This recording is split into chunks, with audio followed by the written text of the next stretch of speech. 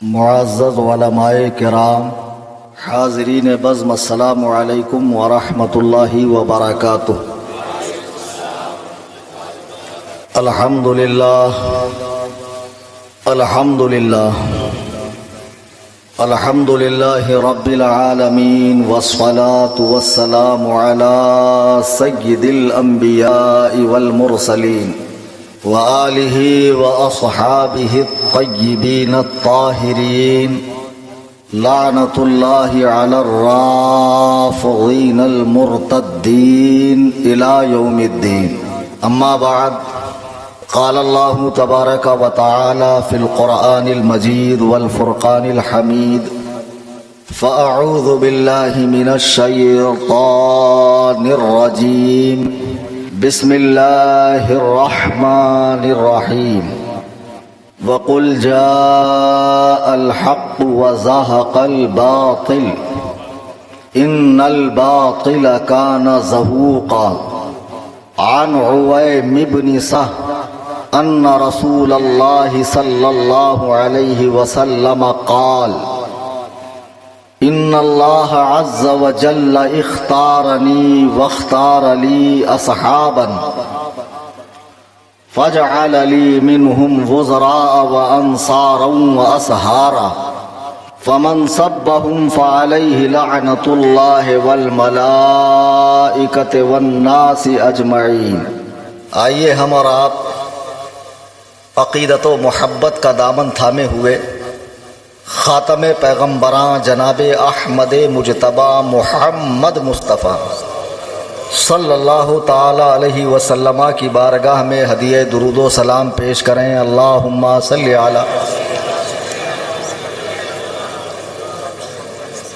حضرات، آپ خود بھی جانتے ہیں، اشتہار بھی دیکھا، سوشل میڈیا کی معرفت، اعلانات بھی پہنچے، نقیب صاحب نے بھی بتایا، شاعر صاحب نے بھی بتایا کہ آج آپ ایک اللہ کی عظیم الشان ولی حضرت شیخ المشائخ قدوۃ السالکین زبدۃ العارفین شیخ صوفی فرید رحمۃ اللہ علیہ کے 344ویں عرس پاک کی مناسبت سے جو محفل قائم ہے وہاں تشریف لائے۔ خوشی اس بات کی محسوس ہو رہی ہے کہ جس علاقے میں عرسوں کے نام پر کیا کچھ کیا جاتا ہے بتانے کی حاجت نہیں ہے، وہاں اگر اس طرح کی محافل کا انعقاد کیا گیا ہے تو لائق تعریف ہے، لائق تحسین ہے، قابل مبارکباد ہے۔ اور تبدیلی آئیں گی انشاءاللہ، انقلاب آئے گا دھیرے دھیرے۔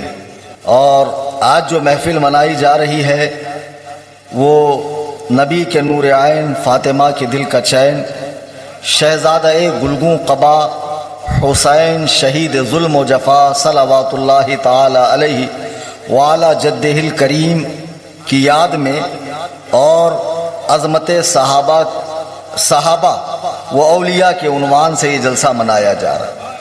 میں اشتہار اس لیے دیکھ رہا ہوں کہ گڑبڑی نہ ہو، ورنہ لوگ میرا نام لینے میں بھی گھپلا کر دیتے ہیں۔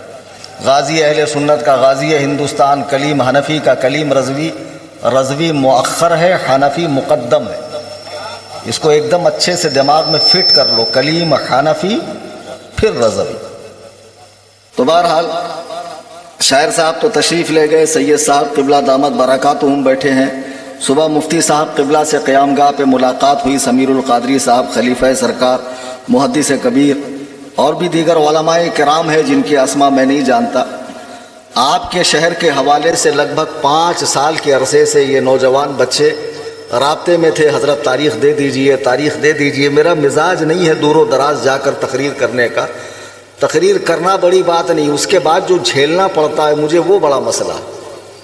گنگاوتی میں رات میں جیسے ابھی آپ نے دیکھا نعرہ تکبیر و رسالت کی چھاؤں میں اسٹیج پہ پہنچا، اور صبح جب دیوبندی مجھے کوٹنے کے لیے آئے سب کے سب غائب، سب کے سب غائب۔ میں نے اکیلے نہیں، پورا پولیس اسٹیشن کا معاملہ فیس کیا، پھر کسی طرح رائچور پہنچا، آپ کو سب معلوم ہے نا، وہ یوٹیوب کے اوپر پوری اپڈیٹ ہے، پھر کسی طرح بخیر و عافیت میں بمبئی پہنچا۔ یہ بھی اللہ تبارک و تعالیٰ کا فضل ہے کہ اہل بیت پاک اور صحابہ کے صدقے میں میں پنگے سب سے لیتا ہوں، ہوتا کچھ نہیں، پنگے سب سے لیتا ہوں۔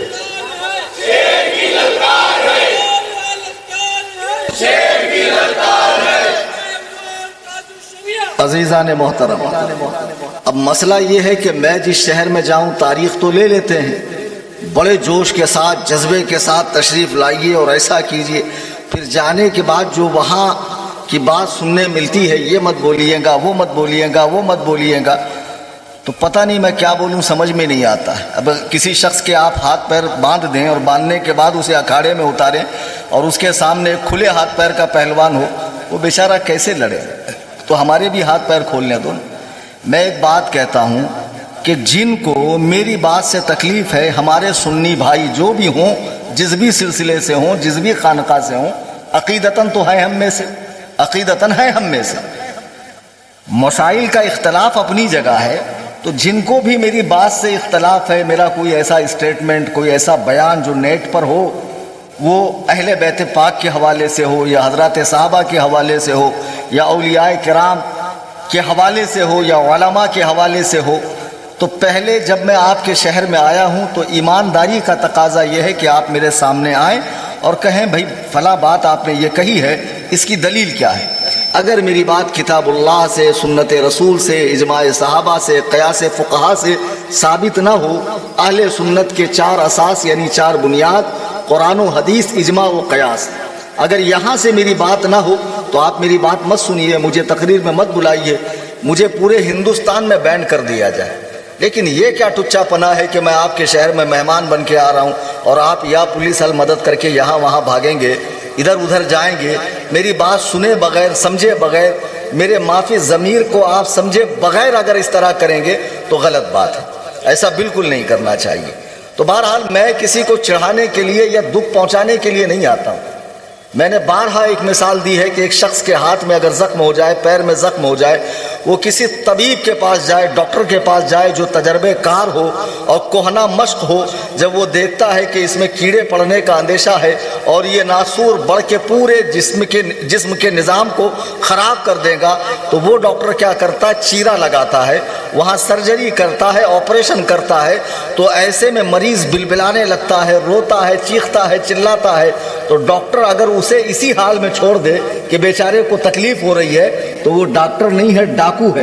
اس کا کام ہے کہ وہ اپنا کام پورا کرے، اگرچہ تھوڑی دیر کی اس کو تکلیف ہو رہی ہے لیکن ہمیشہ کا اسے سکون ملے گا، راحت ملے گی۔ اب ظاہر سی بات ہے جو برائیاں تمہارے اندر ہے اور جن رسموں کو تم نے دین سمجھ رکھا ہے اور جو باپ دادا سے پیڑانے پیڑھی سے ہوتا آ رہا ہے، تو وہ چھوڑنے میں تکلیف تو ہوگی۔ جب علماء بیان کریں گے تو بلبلاؤں گے، کبھی کبھی سنی عالم ہی کو وہاں بھی کہہ دوں گے انہوں رزمیاں ہمیں سنیاں، واہ واہ واہ واہ، بنگلور میں بہت چلتا ہے، رزمیاں بولے تو دوسرے تونڈے، معاذ اللہ رب العالمین۔ یہ تک ذہنیت بن گئی۔ ارے میرے بھائی، اگر کوئی بات عالم دین قرآن و سنت کے موافق کہہ رہا، اچھا آپ دلیل نہیں لاتے، آپ نے دلیل کہاں اٹھا کر رکھی ہے، تو آپ وہ دلیل سامنے لے کر بھی نہیں آتے ہیں اور اس طرح کی باتیں کرتے ہو۔ تو علاقہ دکن، میں کوئی باہر سے یو پی بہار سے نہیں آیا، ایک جگہ آج سے 22 سال پہلے اننت پور میں، تم میں سے بہت سے لوگ تو ہوں گے بھی نہیں، یہاں دیکھو وہ ہاتھ اٹھا رہا ہے، 22 سال پہلے میں نے تراویح پڑھائی نا، ہاں 22 سال پہلے میں نے تراویح پڑھائی اننت پور کی سرزمین پر۔ جو مزاج آج ہے وہی مزاج اس دور میں بھی تھا اور نہ بدلا ہے نہ بدلے گا، الحمدللہ۔ احقاق حق و ابطال باطل۔ میری باتیں آپ کو کیوں بری لگتی ہے؟ اللہ کی قسم میں آپ کا مسیحا ہوں، آپ کا ہمدرد ہوں، خیر خواہ ہوں۔ میں دل سے چاہتا ہوں کہ میرے سنی بھائی قرآن و سنت کی پیروی کرنے لگے، منہج سلف پر چلنے لگے۔ جن پاک ہستیوں کا نام لیا جاتا ہے، سیدنا امام عالی مقام اور ائمہ اہل بیت اور اہل بیت پاک اور حضرات صحابہ اور اولیاء کرام رضوان اللہ علیہم اجمعین، ان کی تعلیمات کو سمجھیں۔ چڑھانا مقصد نہیں ہے۔ تو ایک عرصے سے میں علاقہ دکن میں آتا ہوں اور میں خود بھی دکنی ہوں۔ میرا علاقہ ہے بیڑ ضلع، آپ کو شاید معلوم نہ ہو، مہاراشٹر کے 7 ضلع نظام حکومت میں آتے تھے، بیڑ، اورنگ آباد، جالنا، ناندیڑ، پربھنی، یہ جو علاقے ہیں نظام اسٹیٹ کے اندر آتے تھے۔ جب 1947 ہوا اس کے بعد یہ ہندوستان میں شامل ہوئے، تو دکنی بولنے پر میں بھی قادر ہوں، میں کہیں یو پی بہار سے نہیں آیا۔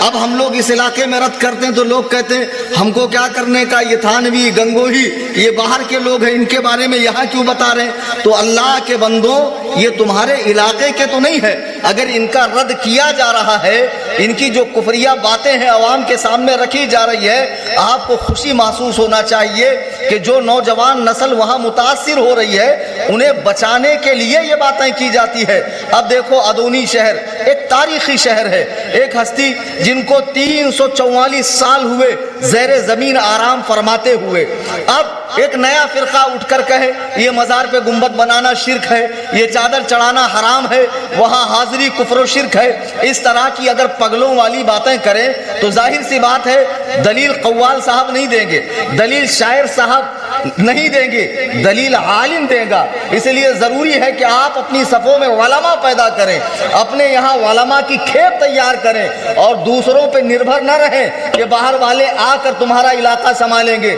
تیرا باپ مرا تو میں اچھے سے نلاتا، تو ہی اچھے سے نلائے گا۔ اس لیے ضروری ہے کہ اپنے علاقے میں جو بھی دینی ہے اسے محسوس کرنے کے لیے علاقے کے علماء ہونے چاہیے۔ میں علاقائیت کا تعصب نہیں کرتا ہوں، ایسا نہیں ہے کہ اگر اسٹیج پہ یو پی والے علماء ہیں تو میں ان کو کراس کر رہا ہوں، نہیں، میں یہ کہہ رہا ہوں ان کو زحمت دینے کی ضرورت کیا ہے، آپ خود اپنے علاقے میں علماء پیدا کریں، اور جب اپنے علاقے کا عالم بولے گا تو پھر تو نہیں کہوں گے باہر سے آ کر بول رہا ہے، ہمارے اندر جھگڑے لگا رہا ہے۔ ارے اللہ کے بندے 10-20 ہزار میں بیچارہ یو پی بہار سے آ کر تمہیں دین بھی سکھا رہا ہے، ہر وقت اس کا مسلح بھی خطرے میں ہے، پتہ نہیں کب کس کا مزاج بگڑ جائے اور امام صاحب کو جانا پڑے۔ امام کو جتنا جھیلنا پڑتا ہے شاید گھریلو خادمہ کو بھی اتنا جھیلنا نہیں پڑتا۔ بہرحال تو ہمارے علاقے میں، پورے علاقے دکن میں جب بنظر غائر دیکھتا ہوں تو ایک اسلام ہے میڈ ان مکہ مدینہ اور ایک اسلام ہے میڈ ان دکن۔ اس میں وہ باتیں گھسیڑ دی گئی ہیں پیدا ہونے سے مرنے تک، عقیقہ ہو، رت جگہ ہو، شادی بیاہ ہو، موت مٹی ہو، اور یہ خصوصی ایام ماہ محرم الحرام کی، ان میں وہ چیزیں گھسیڑ دی گئی ہیں اولیاء اللہ کی یادیں منانے کے سلسلے میں ہو۔ اب اس کا فائدہ ان لوگوں کو ہو رہا ہے کہ جن کا خود اور ان کی نسلوں کے کھانے کا انتظام اس کام سے ہوتا ہے۔ یہ لوگ جو آج مزارات اولیاء پہ سجادگان بیٹھے ہوئے، میں سب کی بات نہیں کرتا، بہت سے ایسے ہیں جو دین کا درد رکھتے ہیں، بلکہ علماء کو مدعو کر کے ان کے ذریعے حق و باطل کا فرق عوام کے سامنے رکھتے ہیں، ہے نا؟ ابھی جیسے صاحب سجادہ نے میری گل پوشی کی، لیکن کچھ سجادہ صاحبان ایسے بھی ہوتے ہیں نہ جو خود علماء کے پاس جاتے ہیں نہ مریدین کو جانے دیتے ہیں۔ دکن میں دو طرح کی باتیں ہوتی، شریعت الگ، طریقت الگ۔ تو شریعت یعنی سختی، پابندی، قرآن و سنت کا علم، اور طریقت یعنی مستی، کھانا کھجانا، دھوم دھڑاکے سے زندگی گزارنا، دنیا بھی جنت اور آخرت میں تو بہرحال جنت کنفرم ہے ہی۔ دکن کے مشائخوں کے لیے میں ان لوگوں کی بات کرتا ہوں جنہوں نے اپنا کاروبار دنیا بنا رکھا۔ آپ یہ کیوں سمجھتے ہیں کہ میں سب کو کہتا ہوں؟ کیا مجھے سادات کرام کا احترام نہیں ہے؟ معاذ اللہ رب العالمین، تم لوگ بکلولی کرتے ہو، کہتے ہو یہ خارجی ہے، ناسبی ہے، سادات کا احترام نہیں کرتا۔ میں جس امام کا ماننے والا ہوں، جس امام سے میرا رشتہ تلمذ اور رشتہ طریقت ملتا ہے، اس امام نے پوری دنیا کو پیغام دیا، یا رسول اللہ تیری نسل پاک میں ہے بچہ بچہ نور کا، تو ہے عین نور، تیرا سب گھرانہ نور۔ تم کو یہ تو یاد ہے کہ اعلیٰ حضرت نے سادات کا احترام کیا، یہ یاد نہیں ہے کہ اعلیٰ حضرت نے سادات کی اصلاح بھی کی ہے۔ احترام یاد رہتا ہے، میٹھا میٹھا، ہڑپ ہڑپ، کڑوا کڑوا، تھو تھو۔ ایک سید اعلیٰ حضرت کی بارگاہ میں آیا، کہا حضور کیا سید لوگ بھی جہنم میں جائیں گے؟ حضور کیا سید بھی جہنم میں جائیں گے؟ امام اہل سنت کا جواب سنیے، فرماتے اللہ اکبر، نہ ہرگز نہیں، کوئی سید جہنم میں نہیں جائے گا، لیکن ہاں اگر کوئی شہزادہ گھومنے کی نیت سے چلا جائے تو احمد رضا کیا کر سکتا ہے؟ ادب و احترام بھی رکھا اور مسئلہ شریعت بھی بتا دیا کہ شریعت سب سے اوپر ہے، اور جتنی پابندی شیخوں کو، پٹھانوں کو، افغانوں کو، مغلوں کو، خطیبوں کو، دیگر برادری والوں کو کرنا ہے، اس سے زیادہ دین پر عمل سادات کو کرنا چاہیے۔ کربلا میں میرا باپ نہیں کٹا تھا، کربلا میں تمہارے باپ نے قربانی دی تھی، کربلا میں حسین نے اپنے 6 ماہ کے بچے کو قربان کیا، اپنے جوان بیٹے علی اکبر کی میت پہ گھوڑے دوڑائے۔ مجھے بتاؤ، جس دین کے خاطر حسین نے پورا کنبہ لٹایا ہو، وہ ہندوستان میں آ کر اس کی شکل بگاڑی جا رہی ہے، تصوف کے نام پر بے حیائی پھیلائی جا رہی ہے، معرفت کے نام پہ ڈھکوسلے بازی کی جا رہی ہے۔ اتنا ہی نہیں، اب جرأتیں بڑھ گئی، ہمتیں کھل گئی، اور مشائخ کہلانے والے اپنی تھوتنی سے، سور جیسی تھوتنی سے رسول اللہ کے پیاروں پر، ان کے یاروں پر، ان کے جانثاروں پر، ان کے چوکی داروں پر، ان کے وفاداروں پر، حضرات صحابہ پر بھونک رہے ہیں، اور تم کہتے مولانا مت بولو، تو فہم اس پر۔ نبی فرماتے ہیں فتنوں کے زمانے میں خاموش رہنے والا عالم گونگا شیطان ہے۔ آج جب فتنے اٹھ رہے ہیں، کل اللہ مجھ سے نہیں پوچھے گا میں نے تجھے علم قرآن و سنت دیا تھا، اس کی روشنی میں تو نے حق و باطل کو صاف کیا کہ نہیں؟ ارے بولو بھائی، پوچھے گا کہ نہیں پوچھے گا؟ ہم دیکھ رہے ہیں کہ آپ نے بزرگان دین کی نسبتیں بہت بڑی بڑی ہیں، اور یہ ہمارے بزرگوں کے مبارک قدوم ہی کی برکت ہے کہ اسلام کی بہاریں پورے ہند کے اندر ہے۔ یہ دیوبندیت اور غیر مقلدیت اور قادیانیت اور نیچریت اور چکڑالویت اور مرزائیت، ان سے دین نہیں پھیلا ہے۔ یہ حرام خور تو دین کی شکلیں بگاڑنے والے ہیں، یہ تو سب انگریز کی پیداوار ہے۔ اور میں نے ہندوستان کے کس خطے میں کس باطل فرقے کو چیلنج مناظرہ نہیں دیا، ہر ایک فرقے کو میں نے چیلنج مناظرہ دیا۔ تو ان حرام خوروں سے تو ہمارا کوئی لینا دینا نہیں۔ اولیاء اللہ جنہوں نے ہندوستان میں اسلام کی ترویج و اشاعت کی ہے، اب لوگوں کو ان اولیاء اللہ کی نسبتیں یاد ہیں، ان کے ایام یاد ہیں، ان کے آراس کی تاریخیں یاد ہیں، ان کے پیدائش کی تاریخ یاد ہے، وہ ذکر و اذکار اور محفل سما کیسے کرتے تھے وہ یاد ہے۔ ان بزرگوں کے عقائد یاد نہیں ہے، ان کے عقائد کیا تھے؟ مراسم میں تو پیروی کرتے ہو، عقائد میں کیوں نہیں کرتے؟ ادونی والوں سمجھو میں کیا کہنا چاہ رہا ہوں، اور اب بھی اگر نہیں سمجھے تو افسوس۔ آج علاقہ دکن میں جو 3-3 میٹر کے القاب لگا کے پھر رہے، آل فلاں، آل فلاں، فلاں فلاں کی آل، پابندی ہے ورنہ پھر بولتا میں پورے نون غنہ کے ساتھ۔ ہاں، تو یہ جو آل فلاں پھر رہے، وہ جو صحابہ پہ بھونک رہے ہیں ان کی بات کر رہا ہوں میں۔ پیر صاحب، ظاہر سی بات ہے آپ کو پلیٹ میں گرم گرم روٹی ملی، آپ کھا رہے ہیں، آپ نے کشٹ نہیں کیا مدرسے میں جانے کا، حدیث و قرآن کھول کے پڑھنے کا، اور آپ کی اولاد کو بھی آپ کے بعد یہی کرنا ہے، جاہل مریدوں کی فیلڈ پہ راج کرنا ہے۔ اور جتنی پیری مریدی ہمارے اس علاقے کے اندر ہے، اللہ اکبر کبیر۔ جب میں اننت پور میں تھا، ایک صاحب زندگی میں ہی اپنا مزار پاک بنا لیے تھے، اور کیا گالیاں دیتے تھے ماشاءاللہ، اور مرید گالیاں کھانے کے لیے لائن لگاتے تھے۔ ایک پگلا آیا، بولے صاحب تمہیں بھی چلو گالیاں کھا لو، بھلا ہو جاتا۔ معاذ اللہ رب العالمین، اس بے وقوف کے پاس میں گالی کھانے کے لیے جاؤں اور میرا بھلا ہو جائے؟ میں اس دور سے دیکھ رہا ہوں کہ دکن کے اندر کچھ لوگوں نے دین و سنیت پہ ناجائز قبضہ کر رکھا ہے، اور بھولی بھالی عوام کو جنت کی ٹکٹیں بانٹ رہے ہیں۔ اب یہ سمجھ رہے صاحب ہے تو ٹینشن نہیں، دنیا بھی کامیاب، آخرت اور قبر میں منکر نکیر کی کیا مجال ہے؟ جو مرید سے سوال کر لے، صاحب آ کے اس کا منہ نہیں سجا دیں گے۔ ماشاءاللہ ماشاءاللہ، بڑی چلتی ہے صاحب کی۔ پھر قیامت کے میدان میں بھی پیر صاحب کہیں سے تشریف لائیں گے، اور جتنے حلقہ ارادت میں شامل ہیں مرد و زن، سب کو لے کر داروغے جنت رضوان کو ہٹائیں گے 40 در سے, سیدھا دروازہ کھول کر سارے مریدوں کو لے جائیں گے. سبحان اللہ. اس طرح کا ذہن دیا جا رہا, حقیقت ایسی نہیں. جب قیامت کے بارے میں قرآن میں پڑھو گے نا, سورہ قیامہ پڑھو, سورہ دہر پڑھو, اللہ کی قسم تمہاری آنکھیں کھل جائیں گی. سورہ ملک پڑھو کہ جہاں جناب آدم سے رسالت مآب اور ہمارے وقت تک اور دنیا کے آخری انسان تک اللہ کے حضور کھڑے رہیں گے, اور اللہ کے خوف سے سب کا پتا پانی ہو رہا ہوگا. انبیاء کرام بھی رب کے حضور کھڑے ہوں گے, اولیاء اللہ بھی رب کے حضور کھڑے ہوں گے. اور قرآن کہہ رہا وَمَن يَعْمَلْ مِثْقَالَ ذَرَّةٍ شَرًّا يَرَهُ. اس دن ایک ذرے کے برابر بھی اگر تم نے برائی کی ہو, رب تعالیٰ جتا دے گا.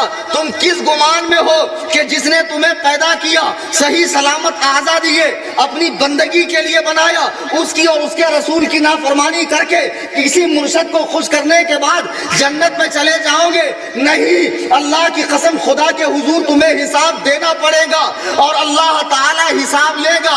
بندہ جب رب کے سامنے لایا جائے گا, رب تعالیٰ پوچھے گا بتا دنیا میں بھیجا تھا, صحیح سلامت آزاد دیے تھے, کیا کیا؟ بندہ سوچے گا اللہ کے سسٹم میں ساری بات ڈیلیٹ ہو گئی ہوگی, یہاں کوئی چیز محفوظ نہیں ہوگی. مولا میں تو بہت مزے سے تیری عبادت کرتا تھا, تیری نافرمانی نہیں کرتا تھا. قرآن کہتا ہے اس کا منہ سل دیا جائے گا. وَالْتَفَّتِ السَّاقُ بِالسَّاقِ إِلَىٰ رَبِّكَ يَوْمَئِذٍ الْمَسَاقُ کہ بندے کی پنڈلی کہے گی مولا اس نے گناہ کیے تھے. پیر گواہی دیں گے مولا یہ غلط راستے پہ چلا تھا, اس کے ناخن کے پورے گواہی دیں گے مولا اس نے تیری مخالفت کی تھی. پھر اللہ تعالیٰ منہ کی مہر کھولے گا کہ میں نے تیرے خلاف گواہی باہر سے نہیں لائی ہے, تیرے اپنے اعضائے بدن نے تیرے خلاف گواہی دی ہے. بول اب کیا بولتا ہے؟ اللہ اکبر کبیرہ. اس غفلت میں نہ رہنا. یقیناً نبی کی شفاعت حق ہے, لیکن شفاعت رسول پر بھروسہ کر کے مسجدوں کو ویران کرنا, علماء کی ناقدری کرنا, اولیاء اللہ سے بغض رکھنا, حضرات صحابہ پر بھونکنا یا اہل بیت پاک کی شان گھٹانا, بدبختوں عقل ٹھکانے رکھو. دین جب تمہیں دیا گیا ہے تو ادخلوا فی السلم کافہ, اسلام میں پورے آ جاؤ.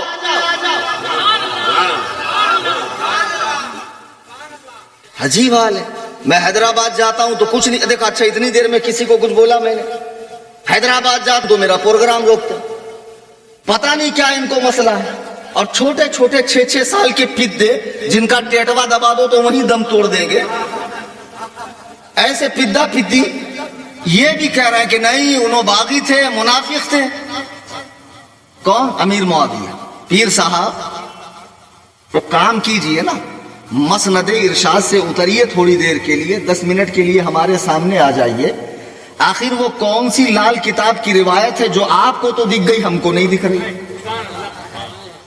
اہل سنتی ہو نا, تو اہل سنت کے نزدیک ادلہ شرعیہ 4 ہیں, یعنی جہاں سے شریعت کے احکام اخذ کیے جاتے ہیں, نکالے جاتے ہیں. پہلے قرآن, دوسرا حدیث, تیسرا اجماع امت, چوتھا قیاس فقہا, قیاس شرعی. یہ 4. اب میں دیکھ رہا ہوں کہ صحابہ پہ بھونکنے والوں کا سلسلہ صرف دکن تک محدود نہیں رہا.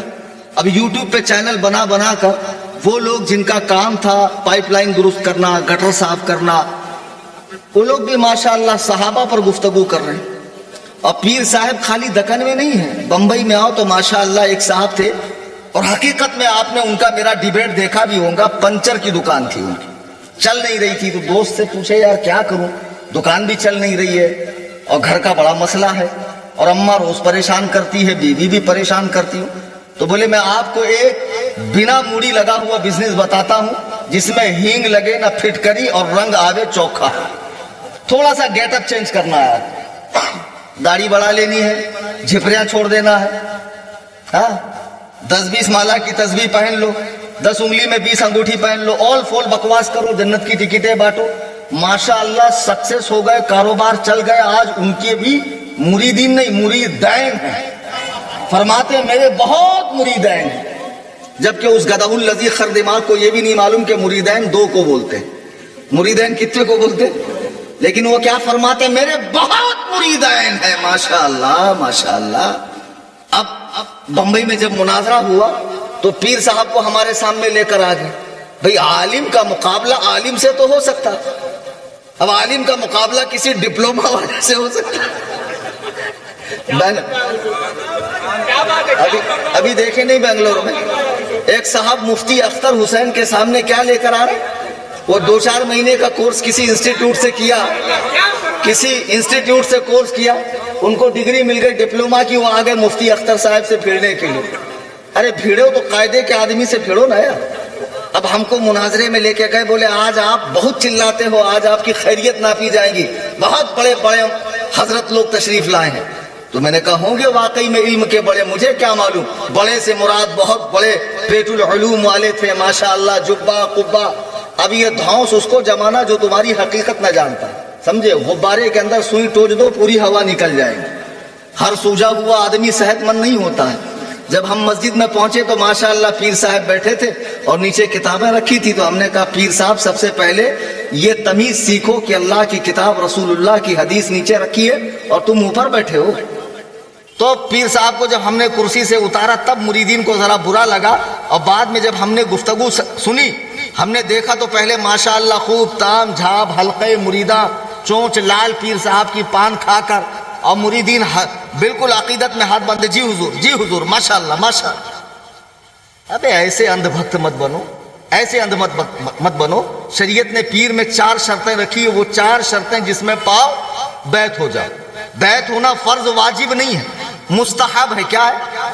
مستحب ہے. اگر کوئی پیر نہ ملے تو قرآن و حدیث سب سے بڑے پیر ہیں. ابھی اچھا کل کوئی آدونی میں بولے بڑا فتین مولوی تھا، آ کر فتنہ کر کے گیا، فتنہ جگا کر گیا. بولنا اگر وہ فتین ہوتا تو اس کے تقریر میں سامنے بیٹھ کے ایک صاحب 2-3 نیند مار لیتے. فتین آدمی کی تقریر میں کوئی سوتا ہے؟ بتاؤ کتنی پرسکون تقریر ہو رہی کہ 2-3 نیند مار لی حضرت نے. کہو سبحان اللہ. ارے بھائی غور سے سنو میں کیا کہہ رہا ہوں، ایسے مت کرو. نہیں تو میں نے کہا کچھ آپ سنو گے، کچھ پھر ہو جائے گا کچھ. ایک حضرت گئے تقریر کرنے کے لیے، تقریر کے بعد حجرے میں بیٹھے تھے تو ایک بڑھیا آئی لاٹھی ٹھیکتے ٹھیکتے، بولی مولوی صاحب ہمارے پوتا کی طبیعت بہت خراب ہے بہار کے اندر، تو کچھ دعا کر دو. تو انہوں نے کہا اماں میں تو دعا کروں گا لیکن آپ ماں ہے، آپ کی دعا اللہ تعالیٰ جلدی قبول کرے گا، آپ ہی دعا کرو. تو اماں بولی ہم کو دعا نہیں آتی ہے. تو بولے اللہ سے کہو کہ اللہ میرے بیٹے کو شفا دے دے. اب اماں گئی رات بھر ایسے دامن پسار کے پلو پسار کے، اللہ میرے بیٹے کو شفا دے، میرے بیٹے کو شفا دے. صبح پوتا مر گیا. اب مر گیا تو پھر لاٹھی لے کے آئی مولوی کے پاس. کم بخت مولوی، کیا الٹی دعا سکھا دیا تم، ہمارا پوتا مر گیا. تو مولوی نے کہا اماں تم نے کیا دعا کی؟ تو بولے میں نے دعا کی اللہ میرے بیٹے کو شفا دے، میرے پوتے کو شفا دے. مولوی نے کہا اماں شفا کے معنی ہوتا کنارہ، اور قبرستان جو ہوتا ہے وہ گاؤں کے کنارے ہی ہوتا ہے. آپ رات بھر کہہ رہی تھی اللہ میرے پوتے کو کنارے لگا دے، کنارے لگا دے. اللہ نے لگا دیا کنارے. شفا اور شفا میں کتنا بڑا فرق ہے. شفا کے معنی صحت یابی ہے اور شفا کے معنی کنارہ ہے. قرآن کے اندر بھی یہ لفظ ہے نا. تو کہنے کا مطلب یہ ہے کہ پیر صاحب پہلے اپنے تلفظ صحیح کرو. مریدین کیا ہوتا ہے، مریدین کیا ہوتا ہے، بعد میں کلیم حنفی سے ٹکر لو. آدمی دیکھتے نہیں ہو، آ جاتے ہو اور پھر بعد میں مسئلہ ہو جاتا ہے. میں عرض یہ کر رہا تھا اب پوری دنیا میں ایک فضا بنی ہوئی ہے، ٹچے لوگ، بے حیثیت لوگ جن کو آتا جاتا کچھ نہیں ہے، فرماتے میری تحقیق یہ ہے. ماشاءاللہ ماشاءاللہ ماشاءاللہ. میری رائے یہ ہے، میں نے قرآن و حدیث میں یہ پایا ہے. اتنا بڑا پایا ہے تم نے کہ تم کو محدثین نہیں دکھے. واقعی میں آج پوری دنیا میں اہل سنت و جماعت، بریلوی مسلک میں بھی، دیوبندیوں میں بھی، اہل الحدیث میں بھی تفضیلیوں کا ایک مزاج بن رہا ہے. کہیں حضرت ابو بکر پہ حضرت علی کو فضیلت دیں گے، حضرت ابو بکر پر تو دیں گے، تمام انبیاء پر فضیلت دے رہے ہیں. اور دیکھو آپ دیتے ہو دو، کھلم کھلا اپنے رافضی ہونے کا اعلان کرو، ہم آپ کو ٹچ نہیں کریں. لیکن یہاں رہ کر دھاندلی کرو گے تو نہیں چلے گا، اس لیے کہ ہم دین کے چوکیدار ہیں۔ کون ہے؟ اور چوکیدار سے چور کو نفرت ہوتی ہے، چوکیدار سے نفرت کس کو ہوتی ہے؟ ہاں، کہ انہیں کب ہٹے اور میں کب جا کے اندر جو ہے مال ہڑپ لوں۔ تو جب تک ہم زندہ ہیں، ہماری سانسیں چل رہی ہے، کلیم حنفی کی جان میں جان ہے۔ ارے ادونی کیا، تم ادونی میں مجھے روکو گے؟ دنیا کے 11 ممالک کا میں نے دورہ کیا ہے، دنیا کے خطے خطے میں جا کر کہوں گا اہل سنت کا ہے بیڑا پار اصحاب حضور، نجم ہے اور ناؤ عطرت رسول اللہ کی۔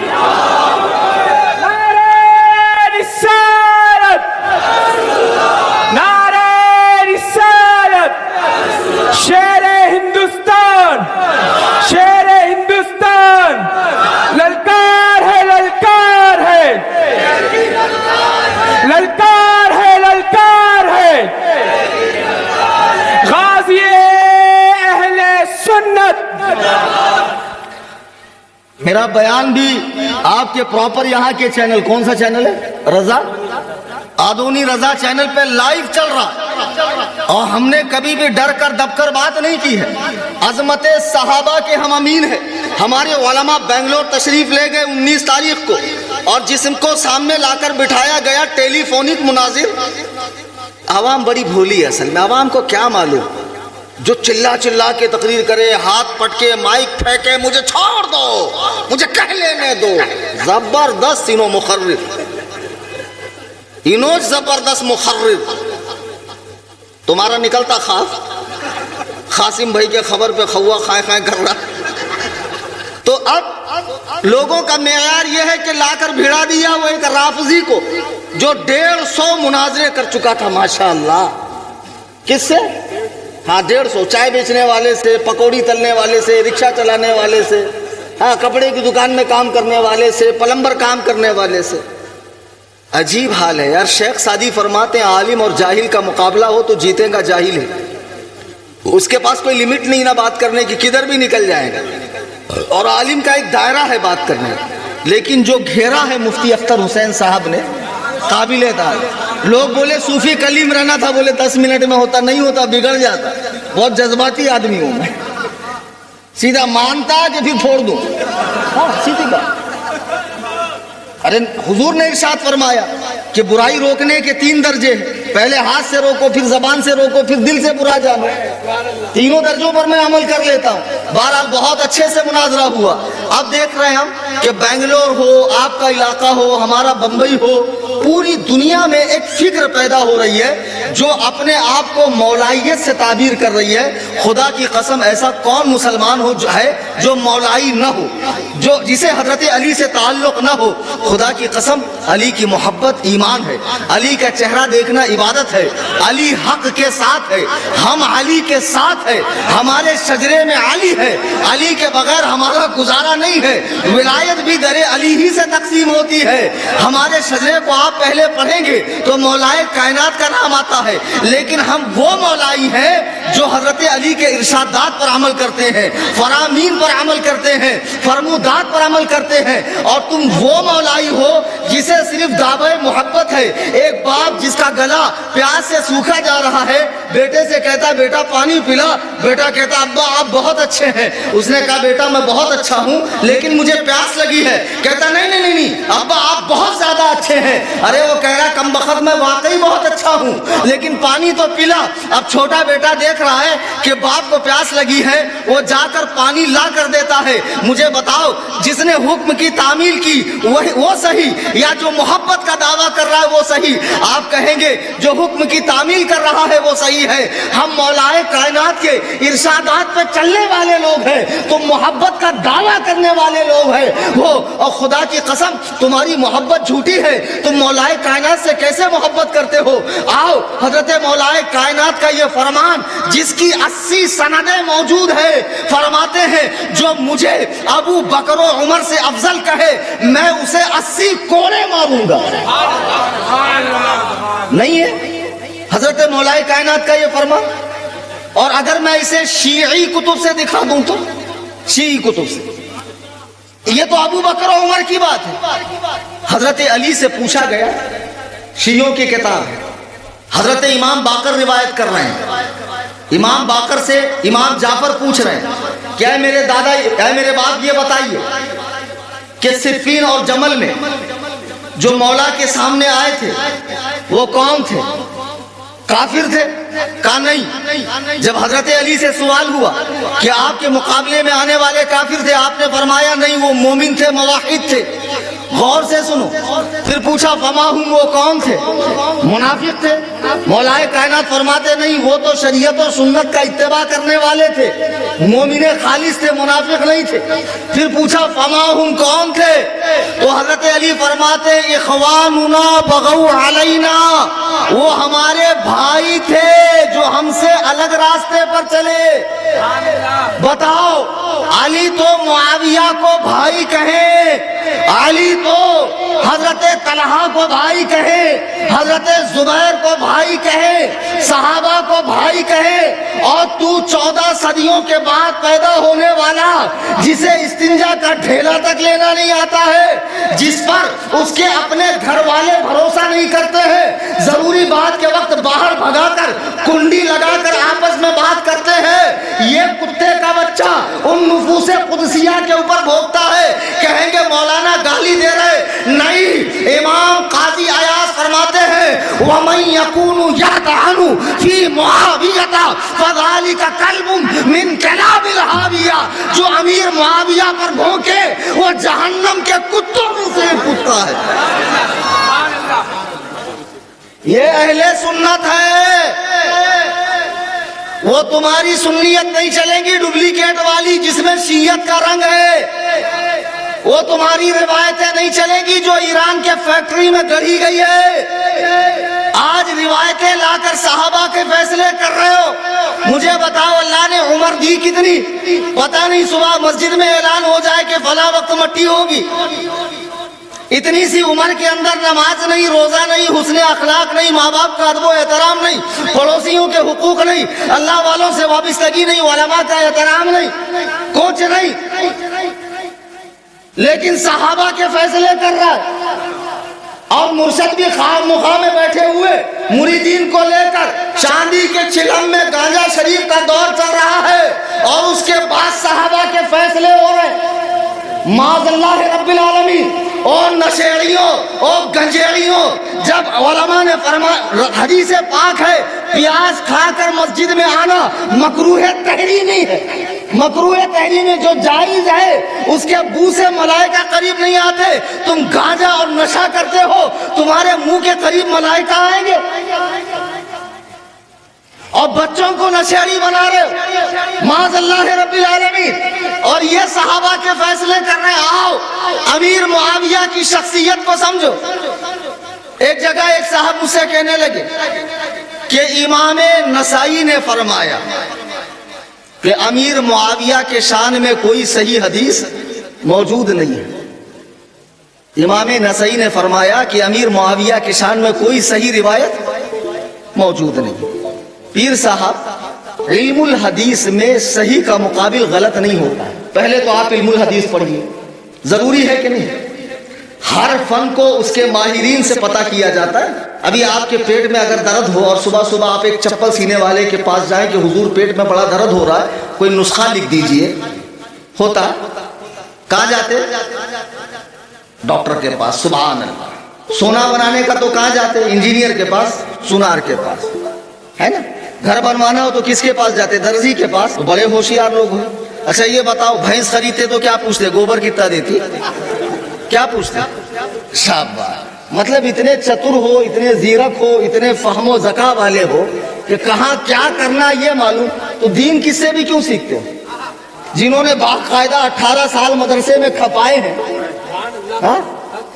جنہوں نے باقاعدہ ڈگریاں لی، ان سے پوچھو نا. لیکن عوام بھی کرے کیا؟ نبی فرماتے آخری زمانے میں حتی اذا لم یبق عالما، جب عالم نہیں رہیں گے، اتخذ الناس رؤوسا جخال، تو عالموں جیسا دکھنے والے پہلے برکاتی ٹوپی بہت پہلے صرف علماء پہنتے، اب سب پہننے لگے. پہلے علماء امامہ شریف پہنتے تھے. اب تو جو چوک میں درس دے رہا ہے وہ بھی پہن رہا ہے. تو اب یہ امتیاز ختم ہوتا جا رہا ہے. اب لوگ بھی باقاعدہ ماشاءاللہ جبے قبے عوام بھی, تو لوگ بھی بیچارے کیا کریں, کہاں جائیں, کون علم والا ہے کون نہیں, اس کی تمیز نہیں ہے. تو نبی فرماتے ہیں آخری زمانے میں جاہل مسند ارشاد پہ بیٹھے ہوں گے, لوگ ان سے مسئلہ پوچھیں گے, وہ خود گمراہ ہوں گے, لوگوں کو گمراہ کریں گے. خدا کی قسم یہی وہ دور ہے کہ جب مشائخیت کے نام پر اور سجادگی کے نام پر, سلاسل کے نام پر امت کو گمراہ کیا جا رہا ہے.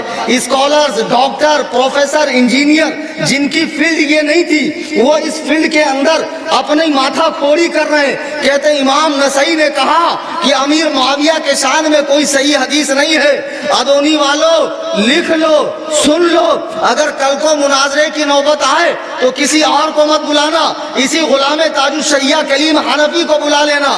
الحمدللہ, any time most welcome for. ارے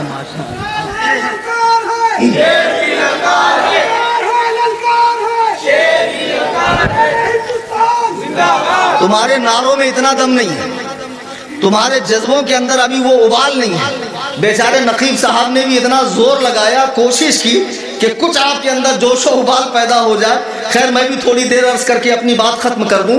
امام نسائی کے حوالے سے جو کہا جاتا ہے, وہ پاکستان کا ڈاکٹر طاہر القادری ہو یا کسی بھی خانقاہ کے پیر صاحب ہوں یا سجادہ صاحب ہوں, کوئی بھی ہو, جو کہتے ہیں امام نسائی نے کہا کہ امیر معاویہ کے حوالے سے کوئی صحیح روایت موجود نہیں ہے. ابے گھامڑو, پہلے علم الحدیث کے اصول تو سمجھو, ضابطے تو سمجھو, قواعد و قانون تو سمجھو. بغیر یہ سمجھے آپ کیسے بولو گے؟ ہمارے یہاں صحیح کے اپوزٹ غلط ہوتا ہے, ہمارے یہاں صحیح کے مقابل غلط ہوتا ہے, لیکن علم الحدیث میں صحیح کے مقابلے میں غلط نہیں ہوتا ہے, بلکہ حسن بھی ہو سکتا ہے, حسن لذات ہی بھی ہو سکتا ہے, حسن لغیر ہی بھی ہو سکتا ہے, ضعیف بھی ہو سکتا ہے. امام نسائی کا کہنے کا مطلب یہ ہے کہ میرے پاس جو روایتیں آئی ہیں وہ درجہ صحت کو نہیں پہنچی ہے. روایتیں تو ہیں, ورنہ ترمذی شریف میں حضرت امیر معاویہ کی تعریف کر کے امام ترمذی, جس کو سنن ترمذی اور جامع ترمذی کہا جاتا ہے, جو نصاب میں داخل ہے, اس میں امام ترمذی حضرت امیر معاویہ کی تعریف بیان کر کے کہتے ہیں یہ حدیث حسن ہے, حسن.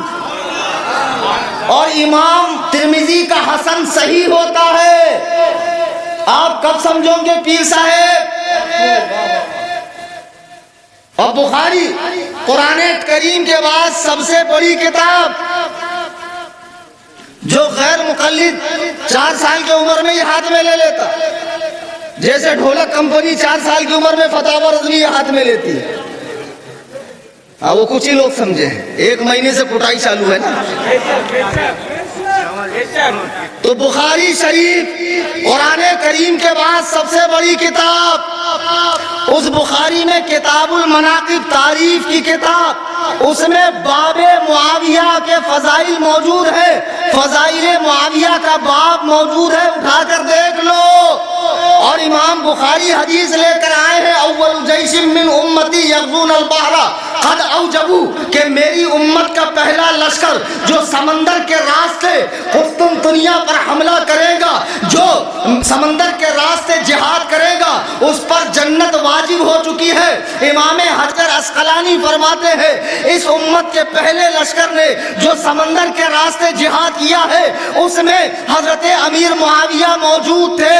مجھے بتاؤ, جس نبی کے چاہنے سے اللہ نے حالت نماز میں قبلہ بدل دیا ہو, جس نبی کے چاہنے کو اللہ تعالیٰ سب سے زیادہ اہمیت دیتا ہو, اعلیٰ حضرت فرماتے ہیں خدا کی رضا چاہتے ہیں دو عالم, خدا چاہتا ہے رضائے محمد. اگر وہ نبی دعا کر رہے ہیں کہ میری امت کا پہلا لشکر جو سمندر کے راستے حملہ کرے گا اس کے سپاہیوں پر جنت واجب ہو گئی, امیر معاویہ اللہ کی قسم میں 150 تاریخی کتابوں کے حوالے دیتا ہوں, اس لشکر میں موجود تھے.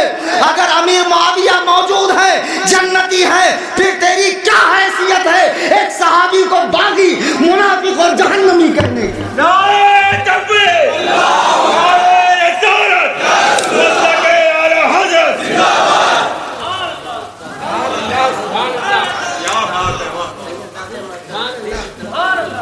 سید صاحب ماشاءاللہ دیکھو آل رسول نعرہ لگا رہے ہیں، یہ بھی آل رسول ہے، یہ سادات ہمارے ساتھ ہیں، ہم سادات کے مخالف نہیں ہیں۔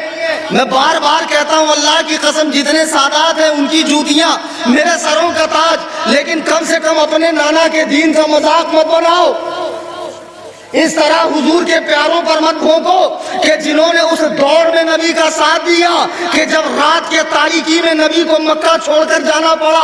اگر ہم لوگ اتنے بڑے عاشق ہوتے اللہ ہمیں اس دور میں پیدا کرتا، لیکن اللہ نے ہمیں بریانی کے دور میں پیدا کیا، قربانی کے دور میں نہیں پیدا کیا۔ قربانی کے دور میں صحابہ پیدا ہوئے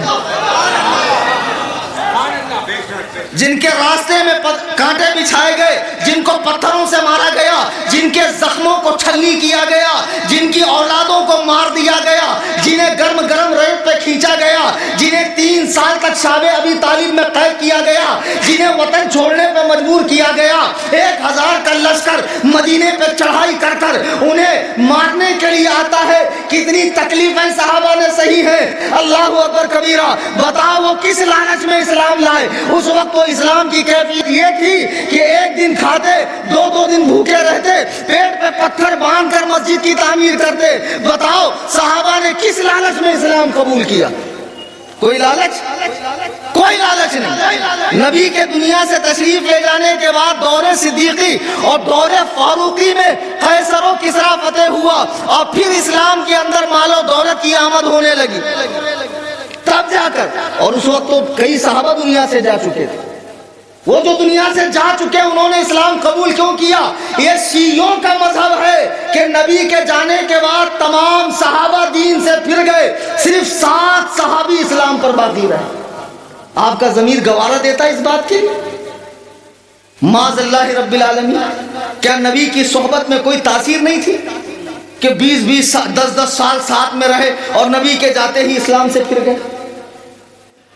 کوئی کسی پیر صاحب کے پاس کوئی 2 4 10 مہینہ رہ جائے تو اس پر رنگ چڑھ جاتا ہے، تو جو نبیوں کا سردار ہو، انبیاء کا امام ہو، اول الانبیاء ہو، آخر الانبیاء ہو، خاتم الانبیاء ہو، مقصود کائنات ہو، وجہ تخلیق کائنات ہو، اس کی صحبت میں راتوں دن رہے، رخ والضحیٰ کو دیکھے، زلف واللیل کو دیکھے، آمنہ کے لال کے ابتدا میں نماز پڑھے، ان کی معیت میں جنگ کرے، ان کے ساتھ رہے، اور لبہائے ناز سے نکلنے والے خوشبودار الفاظ کو جو حدیث مبارکہ ہے اپنے قلب میں محفوظ کرے۔ وہ نبی کے جانے کے بعد دنیا سے پھر جائیں اسلام سے، پھر یہ تو نبی کی توہین ہے۔ اللہ نے ایسوں کا ساتھی نبی کو بنایا کیوں؟ پیر صاحب بولنے سے پہلے سوچو اور اپنے پاجامے کے اندر رہو، زیادہ باہر نہ نکلو۔ میں نے حدیث پڑھی نا، اب اس کا ترجمہ کرتا ہوں اور بات ختم کرتا ہوں۔ مستدرک حاکم، بڑی حوالہ دیتے ہیں نا یہ لوگ، اور جو میرے حوالے سے کہا گیا کہ اس نے ایسے کہا تھا، آپ اسی مستدرک حاکم کی روایت بتاتے ہو، اور میں نے 300 کتابوں کے حوالے اس مسئلے میں پیش کیے، جا کر یوٹیوب پہ دیکھ لینا۔ ہم بریلی والے ہیں، دلائل کا انبار رکھتے ہیں۔ ہمارے امام نے ہمیں کچھ ایسا بنا کر نہیں دیا کہ یہاں بیٹھ کر تم 7 پشتوں کے کھانے کا انتظام کرو، ہمیں علم کے ہتھیار دیے ہیں، لو بیٹا یہ لو، اور ہر باطل کے دانت کھٹے کرو۔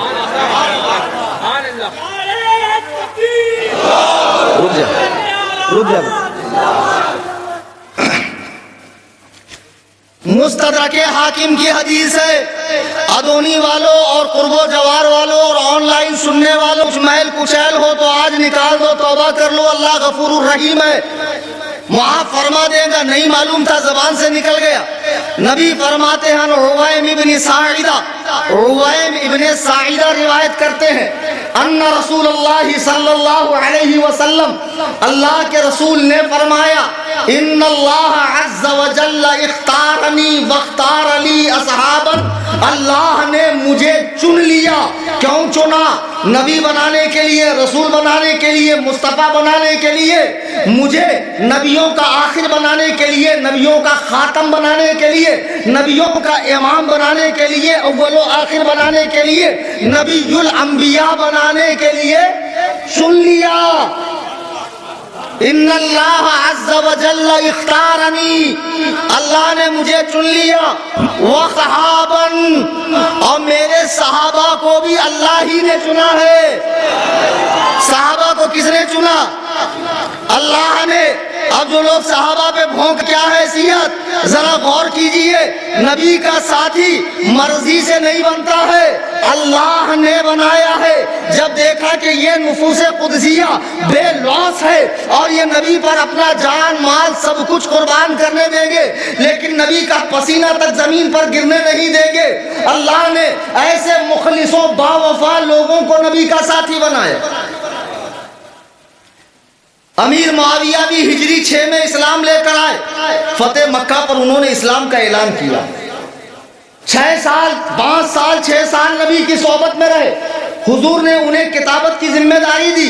پیر صاحب کہتے نہیں وہ کاتب وحی نہیں تھے، کاتب خطوط تھے، چلو کاتب خطوط ہی صحیح، تو نبی اتنی بڑی ذمہ داری بھی کسی عام آدمی کو دیں گے؟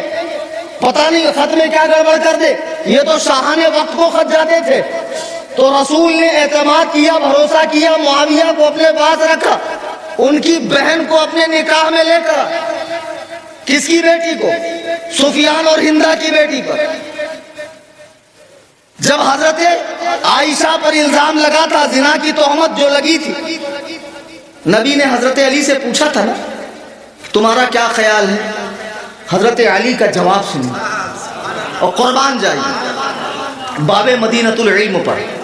فرماتے یا رسول اللہ، جب رب تعالی آپ کے جسم پاک پر مکھی بیٹھنا گوارا نہیں کرتا، کیونکہ مکھی گندگی پر بھی بیٹھتی ہے اور جسم پر بھی بیٹھتی ہے، جب رب کو یہ گوارا نہیں کہ گندگی پر بیٹھی ہوئی چیز آپ کے جسم پر بیٹھ جائے، تو جو عورت گندی ہو رب تعالیٰ اسے آپ کے نکاح میں کیسے دے سکتا ہے؟ اماں عائشہ پاک و صاف ہیں اور قرآن میں ان کی پاکی کے لیے 18 آیتیں نازل ہو گئی۔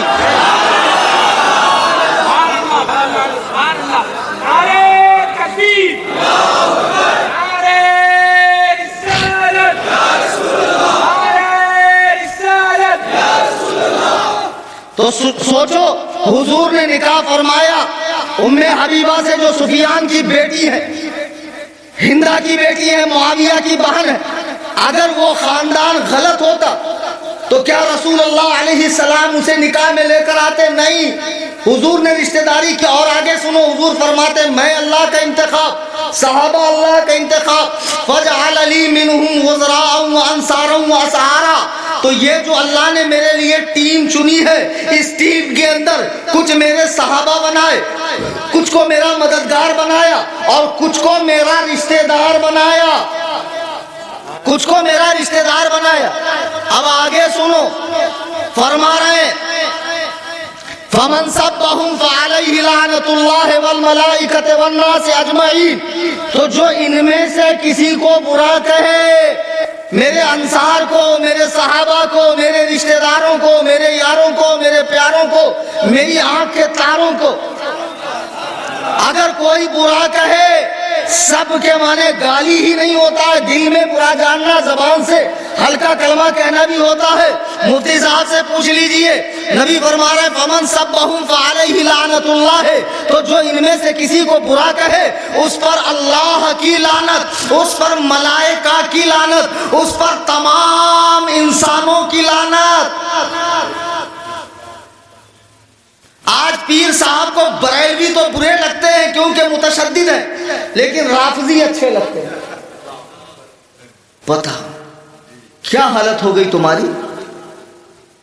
دکن کے مرشدوں، اپنے حال پر تو غور کرو۔ تمہیں سنی برا لگتا ہے، سنی باقاعدہ بولتے ہیں انہوں رضویاں، ہمیں سنیاں، رضویاں بولے تو سنی نہیں۔ استغفر اللہ، کیا ذہن بن گیا ہے؟ یعنی جو یا نبی کہتا ہے وہ برا، جو یا علی کہتا ہے وہ برا، جو حسین کی سبیل لگاتا ہے وہ برا، جو حسین کا ذکر کرتا ہے وہ برا، جو شیخ فرید کا عرس مناتا ہے وہ برا، اور وہ رافضی حرام زادے ابن سبا یہودی کی اولاد، متع کی پیداوار، یہ حرام خور صحابہ پہ بھونکنے والے تمہیں پیارے ہیں۔ آج کل پیر لوگ ایران کی بڑی بولی بول رہے ہیں۔ میں بھی ایران سے کہتا ہوں بھائی، ارے یار ہمارے یہاں کے جو مرشد پارٹی ہے، پیر لوگ ہیں، آپ کی بڑی تعریف کرتے ہیں، کیوں نہیں ان کو دعوت پہ بلا لیتے؟ آپ کی دعوت تو دنیا نے دیکھ لی کہ اسماعیل ہانیہ کو کیسی دعوت دیا، نہیں سمجھے نا؟ تو ایک بار ہمارے یہاں کے بھی مرشدوں کو بلا لو تاکہ ایک ہی بار میں قصہ ختم. تو جو ایران کی بولی بول رہے ہیں سن لیں، نبی فرماتے ہیں اس پہ اللہ کی لعنت، فرشتوں کی لعنت، تمام لوگوں کی لعنت. لا يقبل منہ، اللہ تعالیٰ قیامت کے روز صرف ولا عدل، اس کی کوئی نیکی، اس کا فرض و واجب، اس کا نفل قبول نہیں کرے گا. اگر تم مسلمان ہو، سنی ہو، تو تمہارے دونوں ہاتھوں میں اہل بیت اور صحابہ کا دامن ہونا چاہیے، اور جو مسئلے ختم ہو چکے ہیں ان پہ زبانوں کو بند رکھو. کف لسان کا مطلب کیا ہے؟ نئے مجدد صاحب سمجھا رہے ہیں، نئے مجدد. اب زمانہ ماڈرن ہے تو مجدد بھی ماڈرن ہوں گے ماشاءاللہ. جیسے جیسے عمر بڑھ رہی مجدد صاحب کی داڑھی چھوٹی ہوتی جائے، اور روز 2-3 کتابیں حضرت کی آتی ہے روز ماشاءاللہ. اعلیٰ حضرت سے آگے بڑھ گئے نا کتاب لکھنے کے معاملے میں. اب بھائی بات ایسی ہے، میں ایک سیدھی سیدھی بات آپ کو بتاتا ہوں، سچی کھری بات بتاتا ہوں. میرے پاس ہے بہت مال اور الحمدللہ ہے. اب مجھے کچھ آتا جاتا تو ہے نہیں. 2-4 مولانا 10-20 ہزار سے زیادہ چل بھائی لاکھ روپے لے، تیرا علم جتنا ہے میرے آفس میں آ کے بغار لکھتے رہے، کتاب لکھتے رہے. 2-4 مولانوں کو لگا دیے کام پر. میں کہتا ہوں صاحب چھوڑو، مجدد صاحب کو ہمارے سامنے بٹھا، وہ خود اپنی لکھی ہوئی تمام کتابوں کے نام بتا دے. اللہ کی قسم جو چور کی سزا وہ کلیم حنفی کی سزا. نہیں سمجھے نا؟ ماں باپ کو اپنے سب بچے یاد نہیں رہتے، 10-20 رن دو یاد رہتے، سب کے نام یاد ہے. لیکن مجدد صاحب کو خود اپنی کتاب نہیں، ان کو پتہ ہی نہیں کہ آج میرے نام سے کون سی نکلی. یہ سب ہم کو مت سکھاؤ بیٹا، سمجھے؟ ہم بہت پرانے کھلاڑی ہیں. ہاں میں خوب جانتا ہوں نشیب و فراز کو، گزری ہے اپنی عمر اسی دھوپ چھاؤں میں. جی تو بہرحال اب یہ سمجھا رہے ہیں کہ دیکھو فلانے نے عرس امیر معاویہ منایا، غلط کیا، نہیں منانا چاہیے تھا. کف لسان کا حکم ہے خاموش رہو. ظاہر سی بات ہے جب ایسے پاجامہ لوگ مجدد ہوں گے، جب پاجامہ لوگ جن کو عربی ترکیب نہیں آتی ہے، صرف و نحو نہیں آتا ہے، عربی بولنی نہیں آتی ہے، تو دین کا تو ستیہ ناسی ہے، دین کا تو خدا ہی حافظ ہے. کف لسان کا مطلب کیا ہے جو یہ لوگ سمجھا رہے ہیں کہ دیکھو کف لسان کا حکم تھا خاموش رہو. کف لسان کا مطلب یہ ہے، میں 2 باتیں بتا کے بات ختم کروں، کہ صحابہ کے جو آپس میں جھگڑے ہوئے نا، جو بھی معاملات ہوئے ان اللہ کے نیک بندوں کے بیچ، اس کا عوام میں تذکرہ کرنا حرام ہے. کیا؟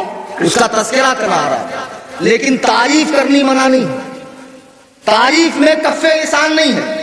صحابہ کی تعریف ہوگی جب امیر معاویہ پہ بھونکا جانے لگا، باغی کہا جانے لگا، منافق اور جہنمی کہا جانے لگا، اور امیر معاویہ کی آڑ لے کر اور بھی صحابہ پہ ہار لگا، انبیاء کی عصمتوں سے کھیلا جانے لگا. حضرت علی کو اتنا زیادہ بڑھاوا دے رہے کہ خود نبی فرماتے ہیں اے علی تیرے بارے میں 2 لوگ ہلاک ہوں گے جیسے عیسیٰ کے بارے میں 2 لوگ ہلاک ہوئے. ایک نے عیسیٰ سے بغض پالا، یہودی ہلاک ہو گئے، اور عیسائی جس نے عیسیٰ کو ابن اللہ بنا دیا، اللہ کا بیٹا، ہلاک ہو گئے. اے علی تیرے بارے میں بھی 2 لوگ ہلاک ہوں گے. ایک قوم جو تیرے بغض میں ہلاک ہو جائیں گی، خارجی جو حضرت علی کی ذات میں عیب نکالتے ہیں، اور ایک رافضی جو حضرت علی کو ان کے مقام سے اٹھا کر مقام نبوت تک، مقام الہ تک لے کر جاتے ہیں. ہاں اللہ کی قسم ایسے ہیں رافضیوں میں جو حضرت علی کو خدا سے بڑھ کر مانتے ہیں، بلکہ خالق خدا تک مانتے ہیں. ہم سنی ہے، ہمیں اعتدال پر رہنا ہے، جس کا جو مقام ہے وہ کرنا ہے. آپ سلسلوں سے مرید ہو، ماشاءاللہ حضرت مخدوم سمنا کی تعلیم دیکھو، لطائف اشرفیہ اٹھا کر دیکھو. لطائف اشرفیہ میری کتاب نہیں ہے، رضا خان صاحب کی کتاب نہیں ہے کہ رضا خان صاحب لکھے 100 سال پہلے. حضرت مخدوم اشرف جہانگیر سمنانی لطائف اشرفیہ میں لکھتے ہیں جو امیر معاویہ کے بارے میں یا وہ گوئی کرے، باتیں کرے، وہ رافضیوں کے فرقہ لاعنیہ سے ہے، لعنتی فرقے سے ہے. او اشرفی نسبت لگانے والوں، سرکار مخدوم اشرف کی تعلیم دیکھو. او برکاتی نسبت لگانے والوں، حضرت ابو الحسین نوری کی تعلیمات دیکھو، اور چشتی نسبت لگانے والوں حضرت خواجہ غریب نواز کی تعلیمات دیکھو، اور نقشبندی نسبت لگانے والوں حضرت مجدد الفیضانی شیخ احمد سرہندی رحمت اللہ علیہ کی تعلیمات دیکھو کہ آپ کے پاس ایک خط آیا کہ یہاں پر ایک گاؤں میں ایک امام نے خطبے میں ابو بکر و عمر کا نام نہیں لیا. آپ کا خیال کیا ہے؟ حضرت مجدد الفیضانی کو کہنا چاہیے کہ خطبہ 3 بار الحمدللہ کہنے سے ہو جاتا، کوئی حرج نہیں. فرمایا نہیں، اسے امامت سے ہٹایا جائے. اللہ مکتوبات اٹھا کر دیکھ لو، جن کے نام کی روٹی تم کھا رہے ہو، ملیدہ تم کھا رہے ہو، قندوریا تم کھا رہے ہو، پیٹا تم بھر رہے ہو، رات بھر ٹائر تمہارا پنکچر ہو رہا ہے، ان کی تعلیمات ہمارے پاس ہے. اور شرافت سے رہو، شرافت سے حساب میں رہو. یہ بزرگان دین جن کی نسبتیں لگا کر یہ قوم کو الو بنایا جا رہا ہے، ان بزرگوں کی تعلیمات کیا ہے الحمدللہ ہمیں پتہ ہے. اہل سنت و جماعت جس کا تسلسل رسالت معاف سے آج تک ہے اور قیامت تک رہے گا انشاءاللہ. اس اہل سنت و جماعت میں صحابہ کرام کو لے کر 12 باتیں یاد رکھو. کتنی؟ پیچھے والوں کوئی دشمنی ہے مجھ سے، دیکھو کتنا پسینہ بہا دیا میں، ابھی مجھے ٹرین بھی پکڑنی ہے جا کے. نمبر 1، صحابہ اللہ کا انتخاب ہے، صحابہ متقی ہیں، صحابہ مومن ہیں، صحابہ عادل ہیں، صحابہ ثقہ ہیں، صحابہ جنتی ہے. اور کوئی بھی محدث جب بات صحابی کی آتی ہے تو پھر وہاں تاک جھانک نہیں کرتا، کیونکہ وہ ثقہ ہے.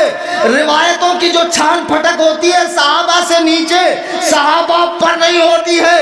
صحابہ سب کے سب ثقہ ہیں، جنتی ہیں، عادل ہیں. ان کا درود پاک پڑھے اللہم صلی.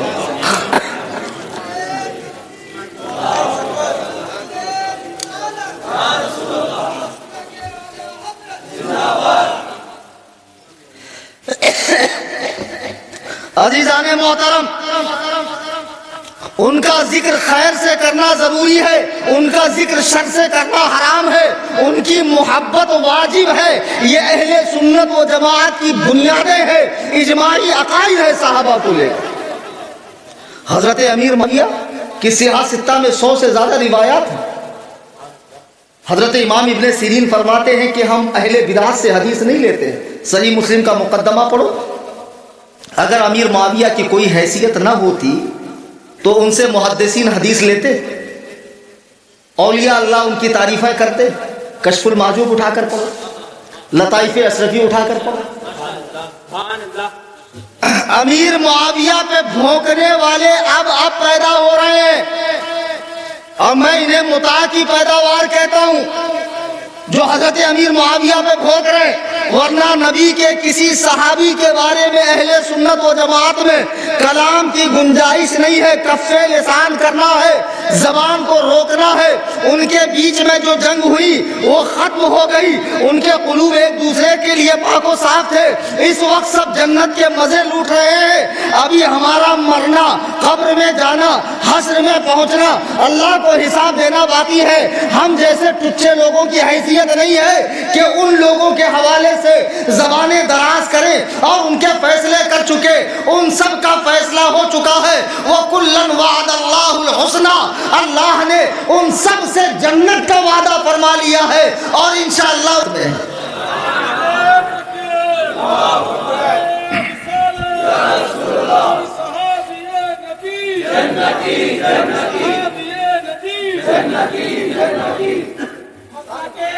عزیزان محترم، اب لوگ کہیں گے آپ ایسا بتا رہے ہیں، پھر اس طرف جو روایتیں ہیں ان کا کیا، جو اتنی تاریخ کے اندر لکھی ہے. میں نے بارہا اپنی تقریر میں ایک بات کہی ہے کہ عقائد کے جو مسائل ہیں وہ قرآن و سنت سے نکالے جاتے ہیں، نص صریح سے، قرآن سے یا حدیث متواترہ سے. تاریخ سے عقیدہ نہیں بنتا ہے. اب آپ ہو، میں نے پرسوں ایک لیٹر ڈالا، اس کو ریکارڈ کرو بھائی، اس لیے کہ بار بار لوگ مجھے میسج کر رہے ہیں کیا مسئلہ ہے کیا مسئلہ ہے. ایک بار ریکارڈ ہو کے چلا جائے اور رضا ادونی چینل والے اس کو کاٹ کے چلا دینا۔ میں نے پرسوں ایک لیٹر ڈالا مفتی اختر صاحب کی حمایت میں، تعریف میں، مبارکبادی میں، بڑا اچھا کام کیا۔ اب مجھے آدھے گھنٹے کے بعد میرا ہی لیٹر الٹا مل رہا ہے۔ صحیح بات ہے کہ نہیں؟ میرا ہی لیٹر الٹا مل رہا ہے کہ میں ان کی برائی کر رہا ہوں، ان کو روک رہا ہوں، ان کو ڈانٹ رہا ہوں۔ تو میں سوچا یار، جب آج سیٹلائٹ کا دور ہے، کیمروں کا دور ہے، میڈیا، سوشل میڈیا کا دور ہے، ٹیکنیک اتنی ہارڈ ہو گئی، جب آج اتنا جھوٹ بولا جاتا ہے تو جس زمانے میں کچھ نہیں، ایک صالحین کی ایسی جماعت پیدا کی جنہوں نے قرآن کی خدمت کی، حدیث کی خدمت کی، فقہ کی خدمت کی، مذہب کو مدون کیا، اور پکی پکی روٹیاں ہمارے سامنے ہیں۔ شرافت سے کھا، نخرے کرو نہ کو، نیا نیا کاڑو نہ کو، باہر جا کر کچھ نئی تحقیق کرو نہ کو۔ اور نیا کرنے کے چکر میں پھر بھلتا ہی کچھ ہو جائے گا، پھر مسئلہ ہو جائے گا، پھر نہ بیٹے ادھر کا رہے گا نہ ادھر کا رہے گا، اور کوٹائی ہوگی سو الگ، اور مرشد بھی اسپیشل کوٹے جائیں گے اوپر، جن کے بھروسے پہ تو اچھل رہا ہے نا، آ کے بچا لیں گے، ان کا ریمانڈ روم الگ رہے گا اوپر، بہت طبیعت سے کوٹے جائیں گے۔ جو فرمایا گیا ہے اس پر عمل کرو، قرآن و سنت پر، ارشادات سلف صالحین پر۔ تو اس دور میں جب یہ چیزیں نہیں تھی، حضرات صحابہ کے بارے میں تاریخ میں لکھا گیا۔ اب دیکھو کربلا کا واقعہ لے لو، محرم شریف آتا، لوگ ایسی ایسی روایت بیان کرتے ہیں کہ میں خود حیرت میں پڑتا ہوں، یا اللہ ایسا بھی تھا؟ بھائی ظاہر سی بات ہے، کربلا میں کوئی لکھتے تو بیٹھا نہیں تھا، اب اس نے نکالا تلوار، اب اس نے وہ ڈائلگ مارا، اب اس نے یہ ڈائلگ مارا، اب اس نے پھر یہاں سے یہ فقرہ کسا، پھر اس نے وہاں اتنے آرام سے لکھتے کون بیٹھا تھا رے بھائی؟ ظاہر سی بات ہے جنگ کربلا بہت بعد میں لکھی گئی، تو جو صحیح روایات ہے وہ بیان ہونی چاہیے۔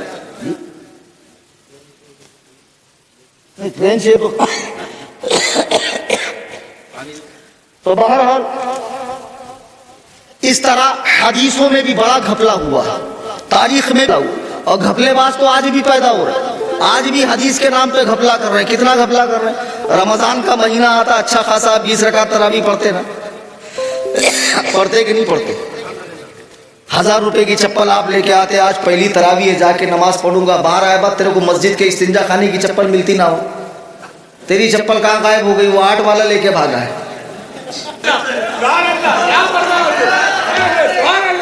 ہاں، یہ گندا انڈا لے کے بھاگا ہی نہیں۔ اب تو ڈھونڈ رہا میری 1000 کی چپل کہاں ہے، تو 8 والے کو آنے ہی مت۔ تو لوگ آج بھی حدیث قرآن کے نام پہ گھپلا کر رہے ہیں۔ نہیں، ایک قصہ سناؤ، صحیح کا قصہ ہے، سنتے؟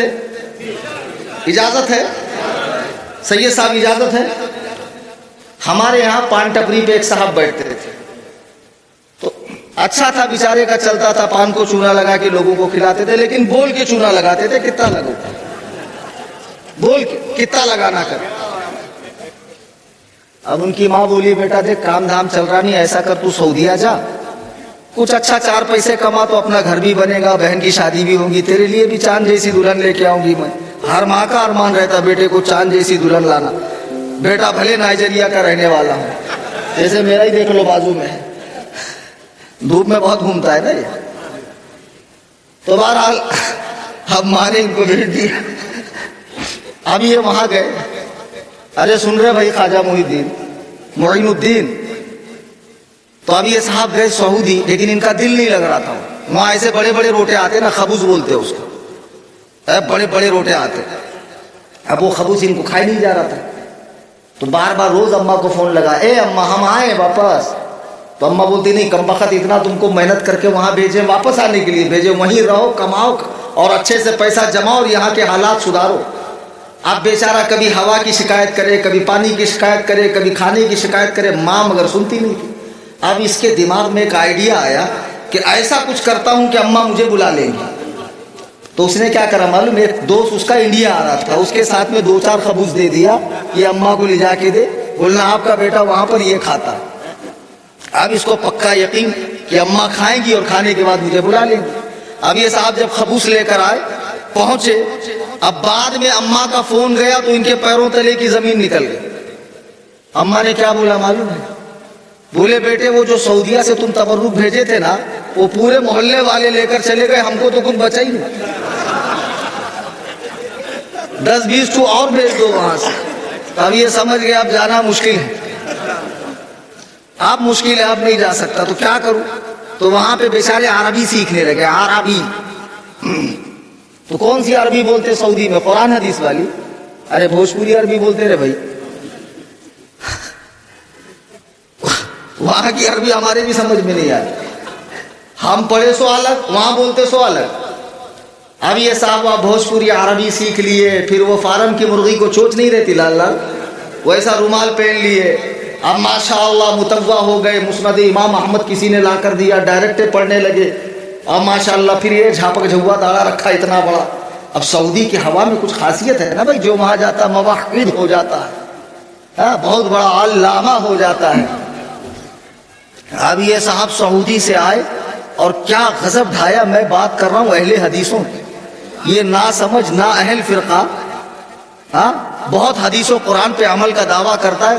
ویسے تو میں نے ادونی میں میرے خیال سے 10-15 سال پہلے آ کر بہت طبیعت سے ٹھکائی کی تھی, اور آج بھی میرے جانے کے بعد اگر ان کے باسی کڑی میں ابال آ جائے تو اس فرقے کا اسپیشل ڈاکٹر الحمدللہ میں ہی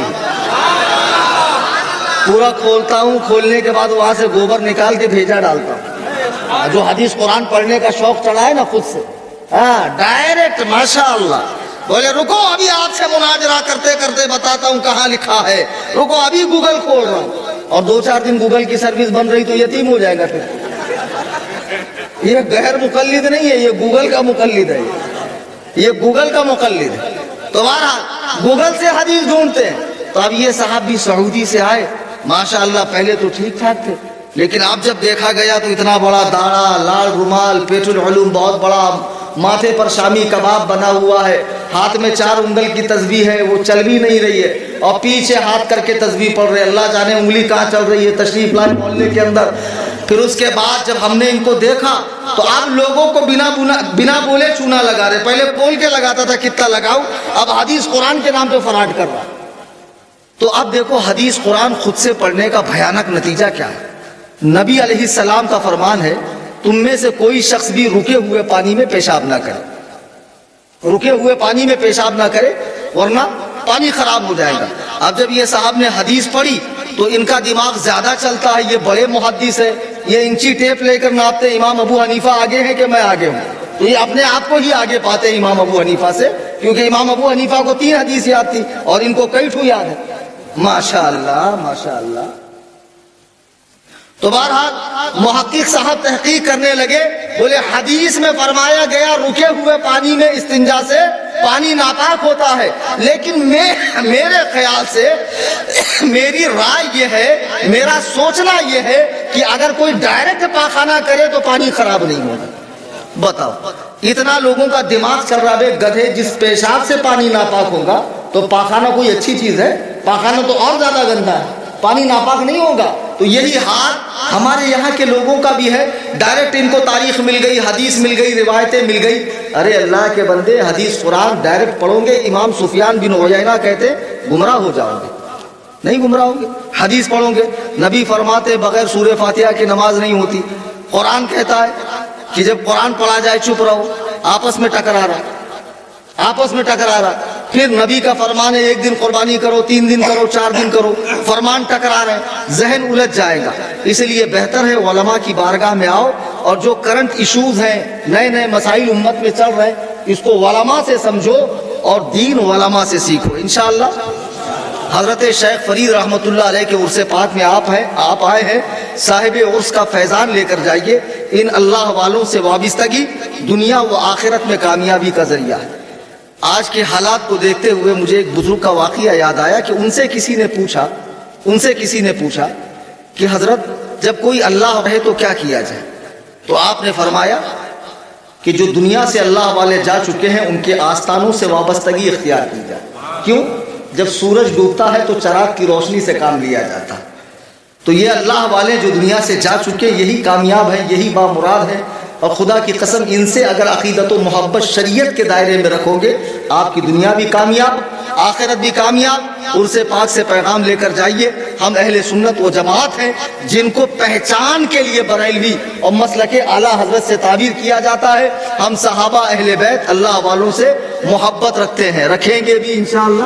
اور 2 اعلان سماعت فرمائیے. نمبر 1 یہ, اگر آپ واٹس ایپ چلاتے ہیں, واٹس ایپ تو سبھی چلاتے ہیں, تو واٹس ایپ کے اندر آپ اپڈیٹس میں جائیے, اوپر کیمرے کے بازو میں ایک سرچ کا ایسے گول ہے, اور جو لوگ عالم بن چکے ہیں ان کو 6 منتھ کا مناظرہ کورس کرایا جائے گا کہ مناظرہ کیا کیسے جاتا ہے. تو ممبئی کی سرزمین پہ یہ خانقاہ تعمیر کرنے کا میں نے ایک عرصے سے سوچا ہے, اس کے سلسلے میں کچھ کوپنس ہے 50, 100, 500. حضرت شیخ فرید رحمۃ